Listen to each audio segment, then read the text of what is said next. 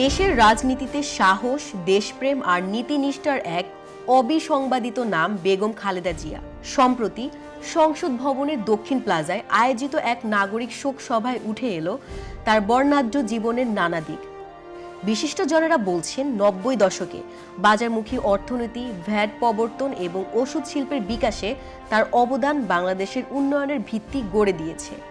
সাংবাদিক শফিক রেহমান থেকে শুরু করে অধ্যাপক আসিফ নজরুল সবার কণ্ঠেই ছিল তার আপসহীন নেতৃত্ব আর মার্জিত আচরণের প্রশংসা। শোকসভায় উপস্থিত ছিলেন বিএনপির চেয়ারপারসন তারেক রহমান সহ তার পরিবারের সদস্য ও শীর্ষ কূটনীতিকরা। ইতিহাসে তিনি অমর থাকবেন তার সেই কালজয়ী সংলাপে, দেশের বাইরে আমার কোনো ঠিকানা নেই, দেশই আমার শেষ ঠিকানা।